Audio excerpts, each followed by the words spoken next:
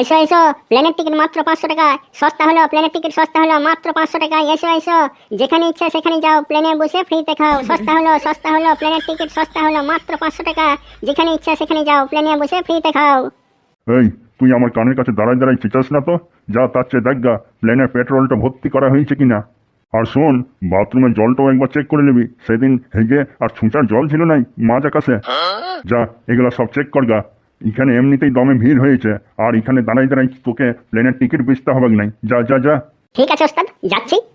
এই যে দাদা, আমাকে তাড়াতাড়ি প্লেনের টিকিটটা দাও, এমনিতেই দমে লেট হয়ে গিয়েছে, না হলে আবার প্লেনটা উড়ে যাবে। এমনি কেমনি উড়ে যাবে? প্লেনটা তো আমিই উড়াবো। দাদা, একটা কথা জিজ্ঞেস করি, টেবিলটা কিসকে নিয়েছ? টেবিলটাতে কিছু রাখাও নাই, ফাঁকা টেবিল। তো টেবিলটা না থাকলে আমরা খোলামেলা করে দাঁড়াতে পেতাম, এমনিতেই জায়গাটা শর্ট। টেবিলটা একটা গার্ডের মতন কাজ করে, বুঝলে কি না? না হলে সব টিকিট কাটতে এসে এমন হাব ভাব করে যেন আমার কোল্টোতে এসে বসে দিবে।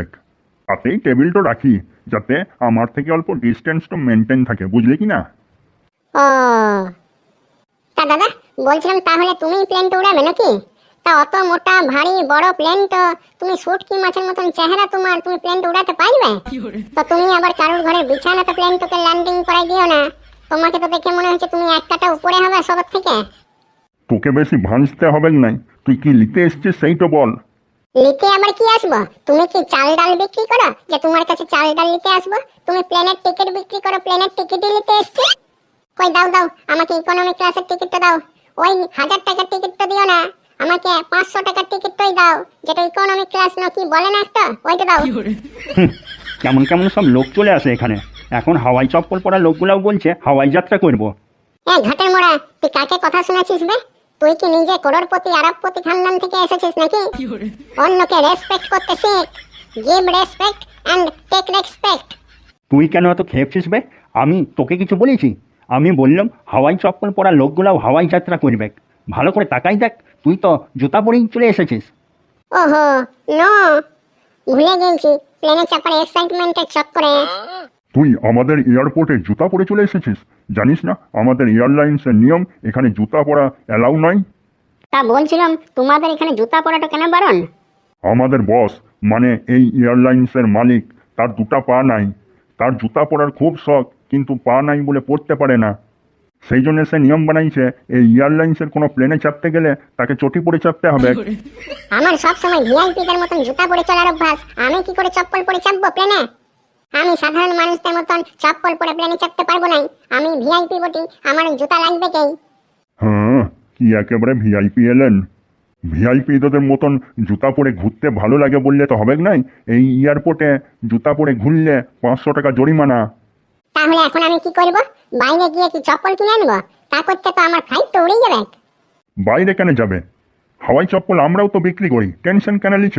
500 টাকার টিকিট আর 1000 টাকার হাওয়াই চপ্পল দাও, 1500 টাকা দাও। হ্যাঁ বলছো কি 1000 টাকা চপ্পল?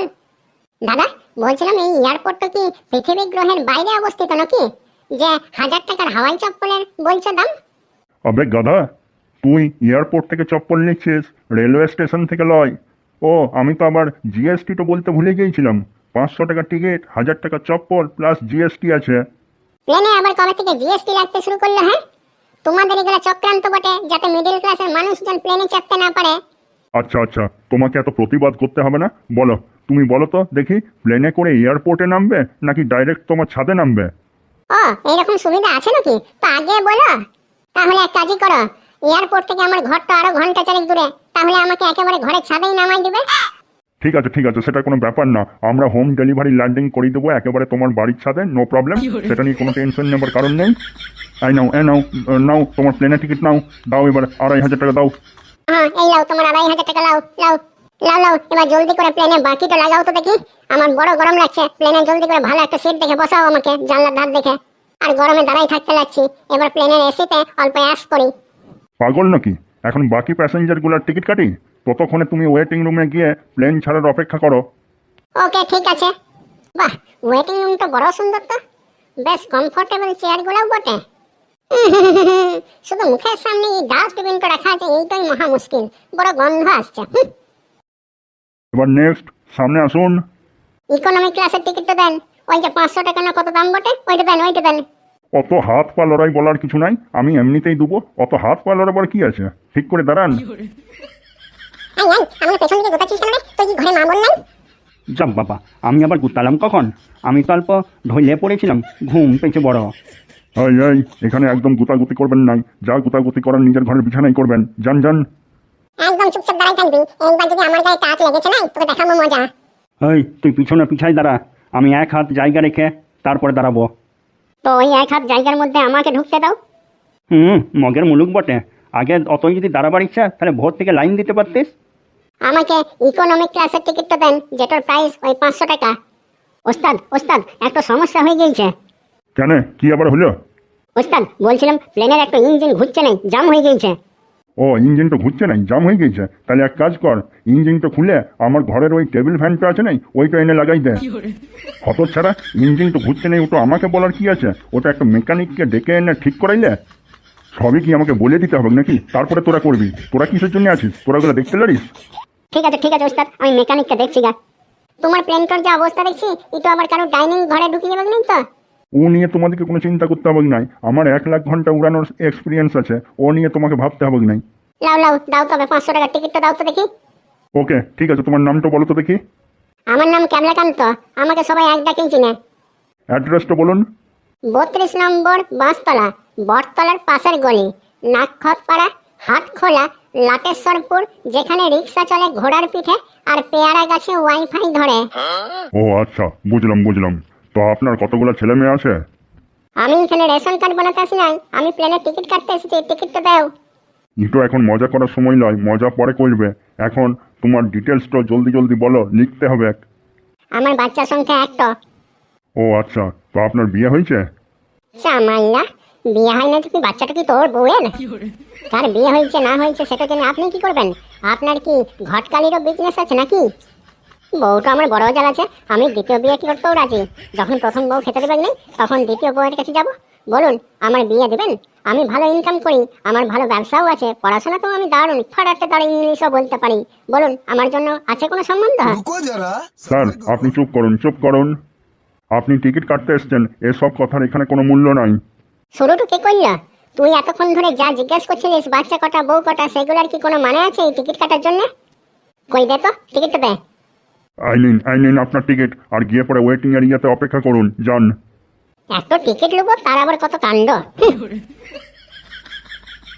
কি রে, তুই এই ধারে মুখটা ঘুরাই বাংলার পাঁচের মতন মুখটা করে বসে আছিস, কি ব্যাপার? আর বলিস না, এই সিটটার পাশেই ডাস্টবিনটা রেখে দিয়েছে, কি গন্ধ উঠছে বাবারে। ও, এই ব্যাপার। সিটটা ভালোই আরামদায়ক, কি বল?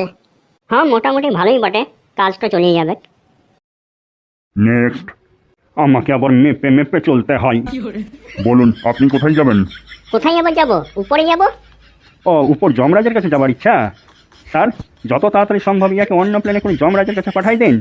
আর এই যে তোমাকে বলছি, এই প্লেনের টিকিট করার কোনো দরকার নাই, এই প্লেনটা যমরাজের কাছে যাবে নাই। আমি প্রথমে উপরে যাব, তারপরে উপর থেকে প্যারাশুটে করে নিচে ঝাঁপাবো। আমি প্যারাগ্লাইডিং করি, বুঝলি? ও স্কাই ডাইভিং করবে, সেই জন্য প্লেনের ড্রাইভারটা সবাইকে এত কিছু জিজ্ঞাসা করছে, এত কিছু ইনফরমেশন নিচ্ছে। তাই যে বলছিলাম, তোমার প্যারাগ্লাইডিং করার জন্য কি কি জিনিস দরকার লাগবে? আরে অনেক কিছুই দরকারি লাগবে। যখন অত উঁচু থেকে মাটিতে কাছাড় খেয়ে মাথা ফাটিয়ে পটলটা তুলবে, তখন ওর সৎকারের জন্য কাঠ, কয়লা, ঘি, ঘুঁটা সব কিছুই দরকারি লাগবে। এই তুই বেশি বকিস না, তোর নিজের তো দম নাই, আর কেউ এরকম দুঃসাহসী কাজ করতে গেছে তাকে ভয় দেখাচ্ছিস? এই যে হ্যালো, থামুন। সবাই নিজের লাইনে দাঁড়ান, নালে কাউকেই টিকিট দেবো নাই। আপনি কিছু মনে করবেন না, ও তো আপনার সাথে মজা করছিল। ব্যাস, খালি আপনি এটুকুই মনে রাখবেন, যখন আপনি জাম্প করবেন তখন নিজেকে অল্প কন্ট্রোলে রাখবেন। চেষ্টা করবেন যেন প্যারাশুট গোল না ঘোরে, না হলে প্রবলেম হতে পারে। আর চেষ্টা করবেন নিজের 2 হাত খোলা রাখতে। হ্যাঁ, প্লেনের ড্রাইভার ঠিকই বলেছে, নিজের 2 হাত খোলাই রাখবে, তাকে সবাই জানতে পারে পাগলা যখন এই দুনিয়া থেকে চির বিদায় নিল, তখন ওর 2 হাত খালি ছিল। তুই আবার ফালতু কথা বলতে শুরু করলি, একটু ভালো কথা বল। আর ঝগড়া করতে হবে নেই। এই নিন আপনার টিকিট, যান ওইখানে ওয়েটিং এরিয়াতে গিয়ে অপেক্ষা করুন। ধন্যবাদ। ও বাবারে, লাইন দিয়ে একবারে পাটা ব্যথা হয়ে গেল। কি করবি বল, সস্তাতে প্লেনে চেপে যাবি তো অল্প তো লাইন দিতেই হবে। বলুন, আপনার নাম কি? আমার নাম চাঁপা। বলুন, আপনি কোন সিট চান? ড্রাইভারের পেছনের সিটটা আমার চাই, যেখানে জানলা আছে। জানলাটা যেন খোলা যায়, আমার আবার গাড়িতে চাপলে বমি বমি পাই, তাই যদি বমি পাই তাহলে জানলাটা খুলে যেন বমি করতে পারি, সেই রকম জানলা দেবেন আমাকে। আমি অত কিছু জিজ্ঞাসা করি নাই, আমি বলছি ইকোনমিক ক্লাস চাই না বিজনেস ক্লাস চাই।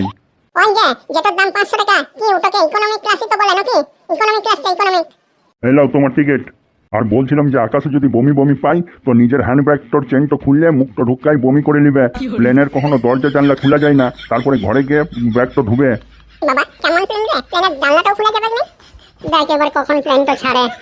আজকাল আর কোনো কিছুরই সময় বলে নাই, বুঝলি কি না? ভালো হোক বাবা তোমাদের, ভগবান তোমাদেরকে খুশিতে রাখুক, লাখ লাখ টাকা কামাও, কোটি কোটি টাকা ওড়াও। তোমারও ভালো হোক, ভগবান তোমাকেও খুশিতে রাখুক। ভগবানের নামে আমাকে কিছু দাও, একটু খাবার খেতে চাই, খুব খিদে পেয়েছে। মাফ করো, আগে বাড়ো। ফ্রিতে আশীর্বাদটা তো নিয়ে নিলে, আর এখন বলছো মাফ করো আগে বাড়ো।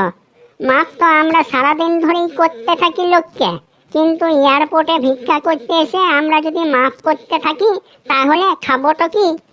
ভিক্ষা করা একদম ভালো কাজ নয়, কাজ করে খাও। এরকম হাতটা গোটটা ছিল, একদম ইয়ং ছিল, কাজ করে খাও। এরকম ভাবে একদম কারোর কাছ থেকে কিছু চাওয়া উচিত নয়।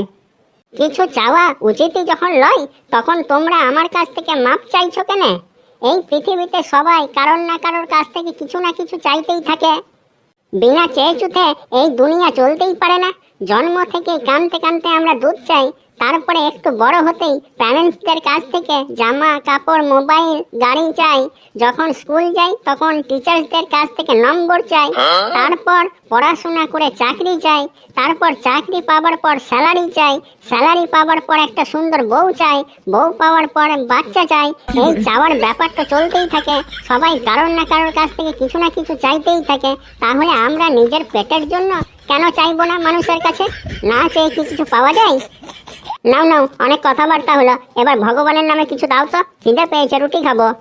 প্রথমে যেগুলা খেয়েছি সেগুলা তো আগে হজম কর, এমনিতেই তো তোর পেটটা ভুঁড়ি হয়ে গিয়েছে। 5 দিন ধরে আমি না খেয়ে আছি আর তোমরা আমার সাথে মজা করছো? আমরা তোমার সাথে মজা করছি নাই, তুমি আগে বাড়ো আর চলতে রহো। বাবুরা বিশ্বাস করুন, আমার খুব জোর খিদা পেয়েছে, কিছু না দিলে আমি মরে যাব। আমার খুব জোর খিদা পেয়েছে, বিশ্বাস করুন। হ্যাঁ আমারও খুব জোর খিদা পেয়েছে। তোমার নিজের জন্য যদি কিছু অর্ডার করো তাহলে আমার জন্য অল্প অর্ডার করে দিও, বুঝলে? যা ভাই যা, এখান থেকে ডিস্টার্ব করিস না। 2টা রুটিই তো চেয়েছি, আর তো বেশি কিছু চাইনি। যদি খাইয়ে দিতে আমাকে তাহলে ভালো হতো তোমাদের। কোথা থেকে খাওয়াবো তোমাকে 2টা রুটি? তুমি কি আমাকে এখন গরম গরম রুটি সেঁকতে দেখছো, নাকি আমি ধাবা খুলে বসে আছি এখানে? আমাকে খাবার জন্য রুটি দিতে পারবে নাই তো আমাকে একটা ভালো প্যান্ট শার্ট দান করো। দেখো আমি কেমন একটা ছেঁড়া গেঞ্জি পরে থাকি। কেন তোকে নতুন প্যান্ট শার্ট কেন দেবো? তোকে কি কেউ বলেছে নাকি তুই রোজ নতুন নতুন প্যান্ট শার্ট পর? এখন খাবার থেকে সোজা প্যান্ট শার্টে চলে এলো। এখন তো এই 2টা রুটি থেকে প্যান্ট শার্টে এসেছে, আর কিছুক্ষণ এখানে থাকলে একেবারে প্লেনের চাবিটা চাই, ব্যাগ দেখে লিও। যা ভাই তুই এখান থেকে যা তো। ভগবানের নামে আমাকে কিছু দাও, এরকম ভাবে খালি হাতে আমাকে ফিরিও না। Give me the name of the ভগবান। যাও ভাই যাও এখান থেকে, আমাকে মাফ করো। আমাদের কাছে কিছু নাই তোমাকে দিবার মতো, দেখে এলাও আমরা খালি হাতে বসে আছি। কি দিনকাল এলো মাইরি, এখন এয়ারপোর্টও ভিখারি আসছে। তোমাদের মতো লোকজনের জন্য রেলওয়ে স্টেশন যায় না, আজ এয়ারপোর্টে এলাম প্লেন ধরতে, তো তোমরা এখানেও পৌঁছে গেছো। যাও মাফ করো, আর একটু লজ্জা করো। লজ্জা তো তোমাদের করা উচিত, একটা ভিখারির কাছে তোমরা মাফ চাইছো। লাও বলো এবার কি বলবে? ভিখারি যখন পিছনে পড়ে যায় না তখন মাপ চাইতে হয়, হাত জোর করতে হয়। মনে হচ্ছে 500 টাকা এখনই পকেট থেকে বার করে ইয়ার মুখে ছুঁড়ে মারি, কিন্তু পকেট তো ফাঁকা। হ্যাঁ মারো 500 টাকা ছুঁড়ে আমার মুখে মারো তো দেখি, তাহলে আমি আর এই এয়ারপোর্টে 5 দিন ভিক্ষা করতে আসবো নাই। শান্তিতে একটু ঘুমাবো ভাবছি এয়ারপোর্টে এসিতে, তাও ইয়াদের জ্বালাই সম্ভব নয়। কোনো বড় ঘরের লোক মনে হচ্ছে আমার। পরিস্থিতি যে কখন কাকে কোন অবস্থায় এনে দাঁড় করে দেয় কেউ বলতে পারে না। এরকম যে কোনো কারোর সাথেই যখন তখন হতে পারে। ইয়ার মুখটা দেখ, কত ইনোসেন্ট দেখাচ্ছে, ভিখারি মনেই হচ্ছে নাই। হয়তো একসময় কোনো বড় কোম্পানির মালিক ছিল, রাতারাতি কোম্পানিতে আগুন লেগে আজ পথে বসতে হয়েছে, এক ধাক্কায় করোড়পতি থেকে রোডপতি হয়ে গেছে। এর অবস্থাটা একটু ভেবে দেয়। আমার সাথে কি হয়েছে কেউ ভাবতেই পারবে না। আমি কেন এখানে ভিক্ষা করছি আমি জানি, তা একমাত্র আমি জানি। কি করে কত কষ্ট করে আমি আমার বাচ্চাদের মানুষ করছি। তো ভিক্ষা কেন করছো? কোনো কাজ করো, পরিশ্রম করো। আর যখন ভিক্ষাই করবে বলে ঠিক করেছো, তখন অত রাত জেগে জেগে বউয়ের সাথে হাডুডুডু খেলে বাঁচা লিয়ার কি দরকার ছিল? তোমরা তো আমাকে 1 টাকারও সাহায্য করলে না, আর ফালতু জ্ঞান দিচ্ছ। কি দিলে তোমরা বলো তো? আমার তো মনে হয় তোমরাও ভিখারি, তোমরা পেলে নেবে কিন্তু কাউকে এক আনাও দিবে না। মনে হয় তোদের অবস্থা আমার থেকেও খারাপ। চ একসাথেই ভিক্ষার ব্যবসাটা করি, তোরা দেখবি কদিনের মধ্যে লাখপতি হয়ে গেছিস। এই তুই এখান থেকে যা, পালা বলে দিছি। এখানে যদি সিকিউরিটি না থাকতো না তাহলে এতক্ষণে তোর গালে দু চার পড়ে যেত। কোথায় সিকিউরিটি? কই, আমি তো একজনকেও দেখতে পেছি নাই। এখন লাঞ্চ টাইমে মনে হয় লাঞ্চ করতে গেছে। আমার এক্সপিরিয়েন্স বলছে প্রথমে কোনো দেশের রাজা ছিল এবং বহু বিবাহ করার ফলে ইয়ার 100টার উপরে রানী হয়ে গিয়েছে। সেই রানীদের পেট ভরাতে ভরাতে আজ ইয়ার নিজের পেটের খাবার নাই। অবস্থা যে কার কখন কি হয় বুঝাই মুশকিল। তা তোমার ছেলেপুলে কটা? আমার ছেলেপুলে 10টা। যা মনে হচ্ছে তোমার কাছে শুধু পয়সারই কমতি, বাকি তো মনে হচ্ছে সব ফিট। ওই 10 জন ছেলেপুলের মধ্যে কাউকে কাজে লাগাও। 10টা বাচ্চা থাকতে তুমি ভিক্ষা করছো, লজ্জা করে না? 10টা ছেলেপুলেকে মানুষ করা কি কম বড় কাজ? তাহলে ভিক্ষা করে ছেলেপুলেকে মানুষ করবে নাকি? যাও গায়ে গতরে খেতে বাচ্চাদেরকে মানুষ করে দাও। বহু জ্ঞান দিয়েছো তোমরা, জ্ঞান ছাড়া যদি তোমাদের কাছে দিবার অন্য কিছু থাকে তাইলে দাও।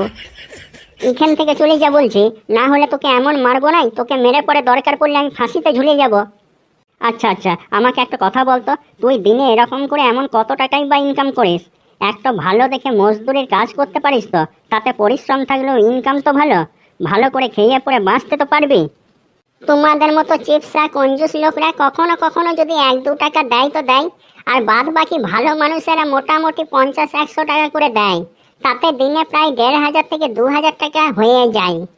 হ্যাঁ, দিনে 1500-2000 টাকা, মানে মাসে 45 থেকে 60,000 টাকা। বাবারে! আর কি মনে হয় তোমাদের ভিক্ষা করাতে পরিশ্রম নাই নাকি? কিলোমিটারের পর কিলোমিটার খালি পায়ে হাঁটতে হয়, কখনো কখনো এই রোদ গরমে ট্রাফিক সিগন্যালে ঘন্টার পর ঘন্টা দাঁড়িয়ে থাকতে হয়, কাজের প্রয়োজনে আমাদেরকে ল্যাংড়া লুলা অন্ধ বোবা খোড়া সাজতে হয়। এই কি কম পরিশ্রমের কাজ নাকি? যাও যাও, এবার তুমি এখান থেকে পালাও তো, তোমার বহু বকবক শুনলাম, এবার যাও, মাফ করো, আগে বাড়ো। আমি পালাবো কেন? আমি এখানে বিজনেস করতে এসেছিলাম। আমার আজকের মতো বিজনেস হয়ে গেছে। আজকের টোটাল কালেকশন 2500 টাকা হয়েছে। চললাম আমি প্লেনে বসতে। আর হ্যাঁ, তোদের মতো আমার 500 টাকার ইকোনমি ক্লাসের টিকিট লয়, আমার টিকিট বিজনেস ক্লাসের, বুঝলি? বিজনেস ক্লাসের। সব ভিখারির দল কোথাকার। হ্যাঁ, বিজনেস ক্লাসের।